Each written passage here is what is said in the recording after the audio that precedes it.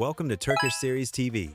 Today, we have something for everyone who loves a good series but doesn't always have time for a 100-episode commitment.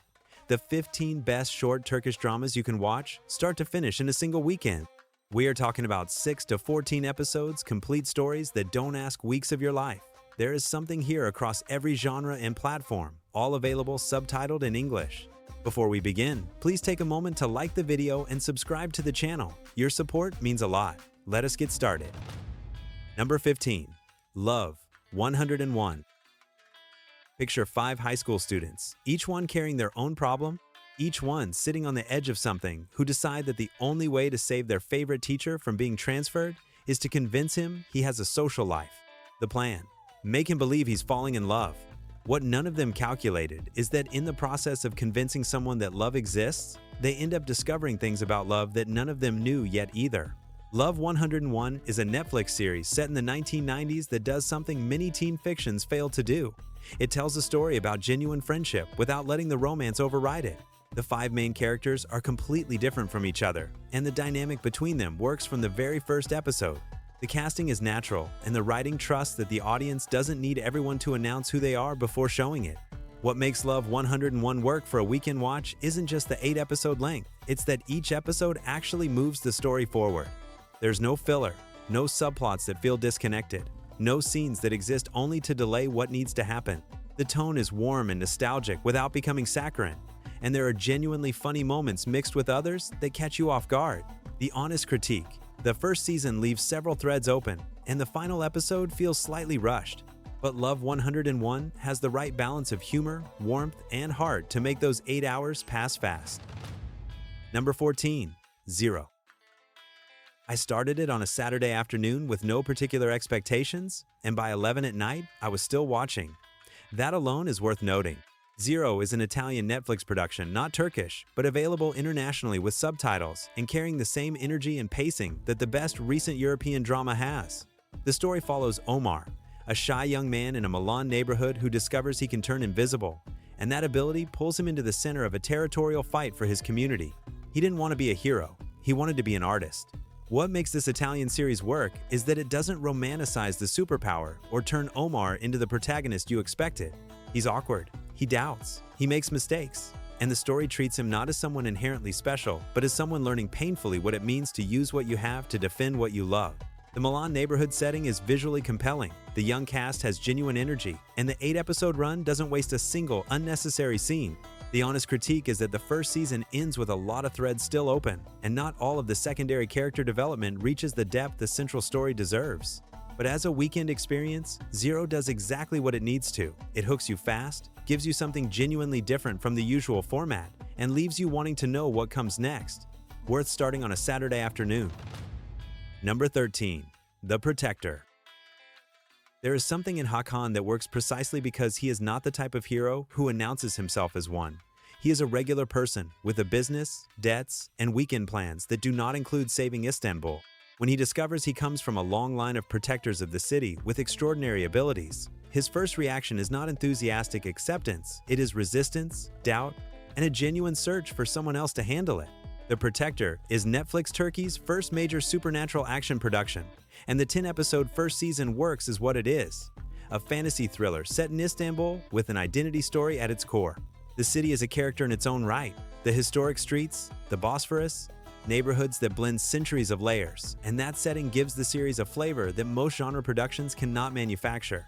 When Istanbul looks this good as a backdrop, everything else benefits. What makes the first season worth watching across a weekend is the pace.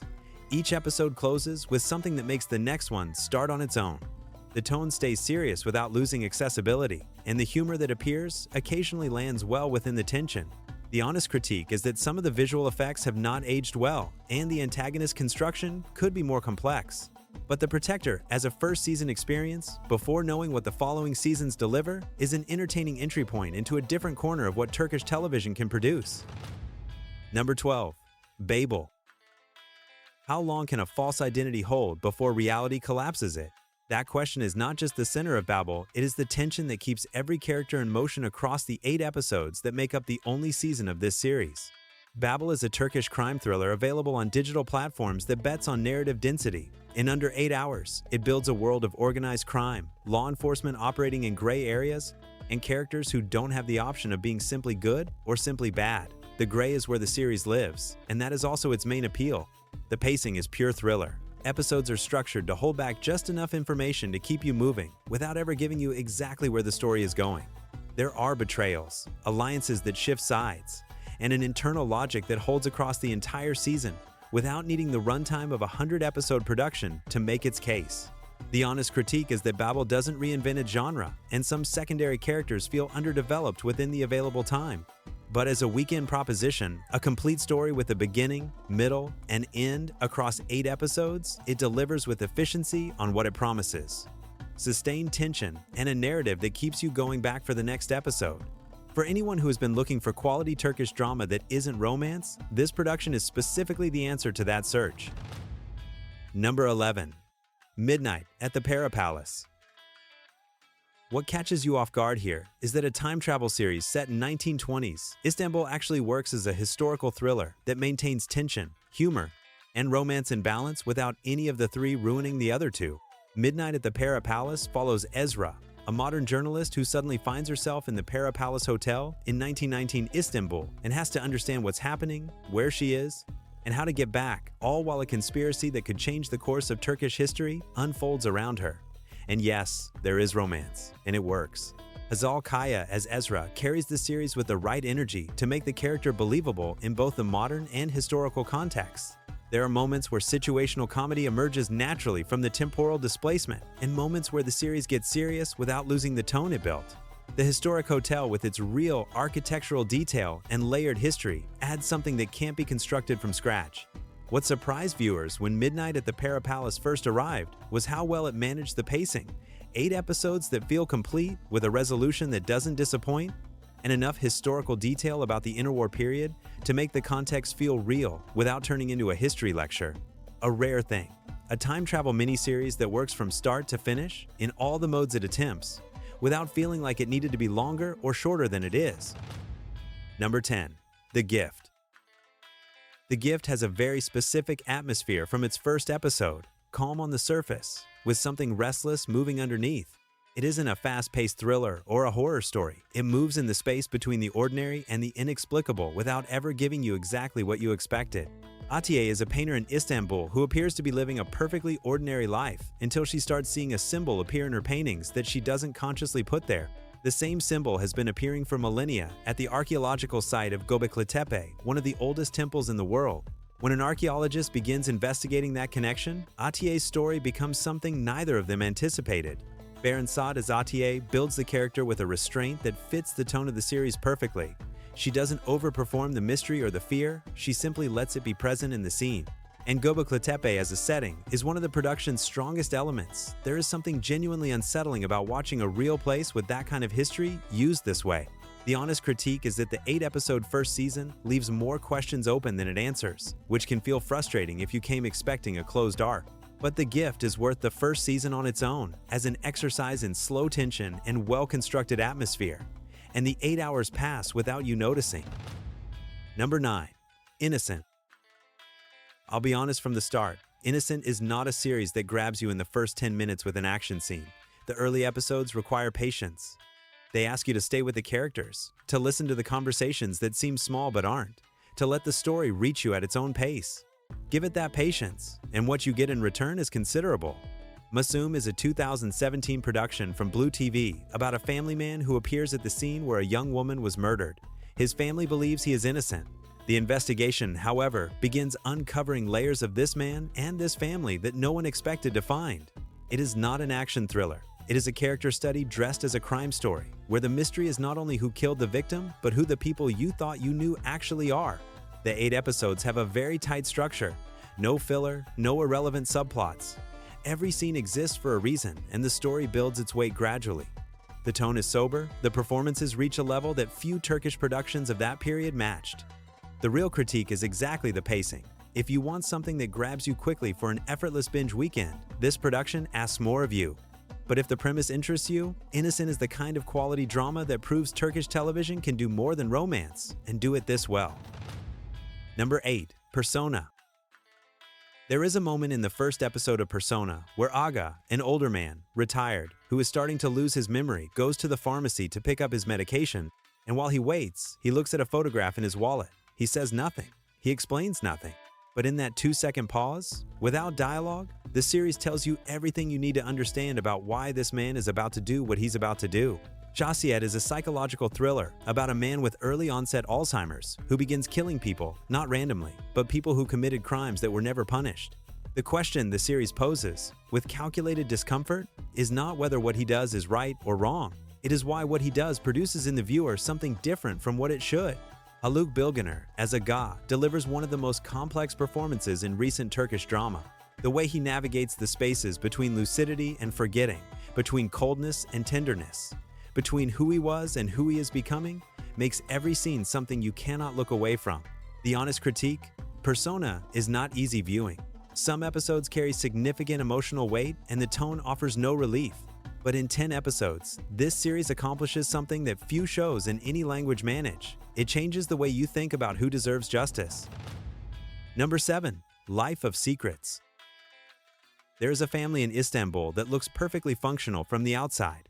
A hardworking father, a present mother, children who go to school, a small family restaurant that holds them together, and then, slowly, it begins to crack. Not all at once, that would be too easy. Life of Secrets works exactly as its title suggests. The secrets of each family member surface one by one, and each revelation reconfigures everything you thought you understood about the others. The father has a history he never shared. The eldest daughter leads a parallel life no one knows about. The son hides an ambition that conflicts with what his father expects of him. And at the center of all of it, a question no one wants to ask. How well do you actually know the people you live with? With only 11 episodes available on YouTube, Life of Secrets has the merit of not wasting a single one. Each episode adds something to the puzzle without falling into the artificial filler that unnecessarily extends other productions in the genre. The cast is solid, and the writing trusts in small moments more than in big dramatic gestures. The honest critique is that the ending arrives a bit quickly and leaves some pieces without the closure they earned. But Life of Secrets is a rarity in the Turkish catalog, available on YouTube. Compact, well-constructed, and different from what you expect from the standard family drama. Number 6. My Name is Farah. The first season of My Name is Farah has something that few series manage in the opening episodes. It puts you inside the central conflict without you noticing, so that when you are already fully in it, you can't remember exactly when it started to matter.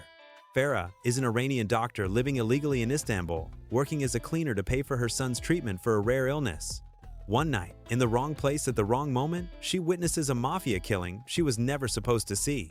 And the man assigned to eliminate her is Tahir, someone who has spent years doing the wrong thing and who suddenly can't process what he's feeling toward this woman. The 14 episodes of the first season function as a complete unit. There is an arc that starts, develops, and closes satisfyingly, without requiring you to have seen what comes next. Demet Özdemir as Farah carries the series with a conviction that makes the character believable even in the most extreme situations. She doesn't play a victim. She plays someone who needs to survive and is going to do it. The first season of My Name is Farah is, on its own, one of the most complete stories in recent Turkish drama. If you want to continue with the second season afterward, it's there. If you stop at the end of the first, what you have already is worth every minute of the time you gave it. Number 5. The Club.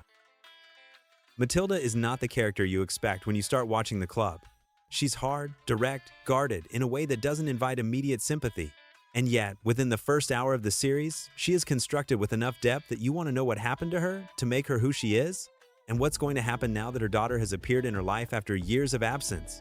The Club is a Netflix production set in 1950s Istanbul, centered on the world of nightclubs serving the city's non-Muslim minority community.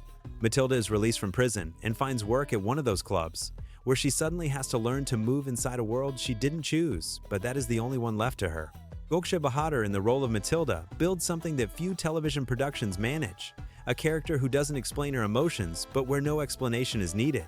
The first season combines personal drama with historical context in a way that never feels forced. The visual atmosphere of the era is carefully built, the music is woven into the narrative rather than decorating it, and the ensemble cast works as a genuine collective. The honest critique is that some episodes slow the pacing considerably, and certain secondary arcs don't get the space they deserve. But The Club as a first season is one of the most original proposals Turkish drama has put on streaming platforms in recent years. Number 4. Gulsamal. Is it possible for genuine love to develop from a situation that begins as a trap? That is the question Gulsamal poses from the first episode, and what it answers over 13 episodes has more nuance than you expected when you started. Gulsamal is a man defined by his mother's abandonment, who grew up with rage and turned that rage into power. When Diva enters his life, not by choice, but by circumstance, what begins as a kind of captivity becomes something neither of them knows how to handle. Murat Unalmuş builds Gulsamal with a presence that intimidates without needing to raise his voice. There are scenes where his silence carries more weight than any speech could. What distinguishes this 13-episode production is that it doesn't settle for the basic redemption arc. The writing works with trauma in a specific way, not as an excuse for the protagonist's behavior, but as something he has to actively process to be able to move forward. And Melis Sezin, as Deva, has the vulnerability and resolve the story needs for her character to be believable as its emotional center. In 13 episodes, Gulsamal does something that many longer series never manage. It closes all its story arcs with coherence, including the villains. The ending satisfies in a way that is genuinely rare in Turkish drama, where happy endings are sometimes promised and then not fully delivered. A series that proves compact storytelling can do everything long-form drama claims to need more time for. Number 3. My Left Side. What's unexpected about My Left Side is that a story that could be pure melodrama, a heart surgeon falling for the woman who received his late wife's transplant, turns out to be the most restrained, controlled Turkish series of 2021. No unnecessary emotional outbursts. No manipulative music swells at the tense moments. What there is instead: 2 actors, conversations that don't say everything they could say, and silences that the viewer has to complete. Ibrahim Çelikol as Selim builds a character who functions with grief integrated into how he exists, not someone who performs suffering on screen, but someone for whom loss is part of how he breathes.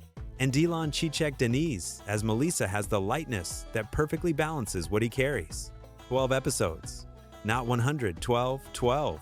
In that format, My Left Side manages to build a believable love story, develop its characters with genuine depth, and arrive at a close that feels emotionally honest without dramatic gestures. The honest critique is that some of the secondary conflicts don't receive the resolution the viewer would have wanted, and the ending arrives a bit quickly. But what the series accomplishes in 12 chapters is exactly what 100-episode Turkish drama rarely achieves: a complete arc where nothing feels wasted and every choice earns the emotion it asks you to feel. Proof that Turkish drama works just as well or better in a short format when the writing trusts its characters. Number 2. Ethos. There is a particular stillness in the way Bir Başkadır watches its characters. It doesn't judge them, doesn't explain them, doesn't defend them. It simply shows them living, contradicting their own convictions, unable to understand each other despite everyone wanting to understand, and lets the viewer do the work. Bir Başkadır, known internationally as Ethos, is an 8-episode Netflix production that follows several characters from completely different worlds in Istanbul, and, through those simultaneous lives, builds a portrait of contemporary Turkish society that is uncomfortable to watch precisely because it is honest. There is a conservative woman whose symptoms her world has no vocabulary to name. There's a secular psychologist who begins questioning things she thought were settled. There's a man from the upper class who suddenly can no longer ignore what he has always ignored. The pace is slow, reflective, nearly documentary in places. Oyku Karayel, as Meryem, builds something extraordinary, a character carrying the weight of 2 worlds without words to explain it, expressed only through posture and expression. And the ensemble cast Fatih Artman, Funda Ariyet, works with that same quality of restraint. The honest critique is that Ethos requires patience and that it doesn't deliver the answers its questions raise, but that is also part of what makes it unlike everything else. In 8 episodes, this production builds more than miniseries manage in 40. Number 1. Fatma. I will be honest from the start, Fatma is not a series to recommend because it is comforting or because it leaves you feeling good when it ends. I recommend it because it is extraordinary, because Berku Biricik delivers across 6 episodes a performance at a level that television rarely produces, and because the story does something that few series in any language dare to do: trust completely in a woman's silence. Fatma is a cleaner in Istanbul. Her husband left prison and disappeared. She is looking for work. She is looking for her husband. And somewhere between those 2 goals, almost without either of them noticing, she kills someone. What follows is not the action thriller that summary might suggest. It is a meticulous portrait of a woman the world has spent years not seeing, who suddenly has to move through it in a completely different way. Berku Biricik builds Fatma without reaching for any of the strategies actors typically use to earn the audience's sympathy. She doesn't ask for compassion. She doesn't seek to be understood. She simply exists, and in that existence, there is so much truth that it is impossible to look away. 6 episodes, under 5 hours. One story told from beginning to end without waste. Fatma is the best short-form series Netflix Turkey has produced to date, and one of the best short-form series Netflix has produced anywhere. And that wraps up today's list. 15 short Turkish dramas you can watch start to finish in a single weekend. Let me know in the comments which one was your favorite, or which one you are planning to watch next. If you enjoyed today's video, please leave a like and share it with a friend who loves Turkish drama. Subscribe if you have not already done so. Thank you so much, and see you in the next one.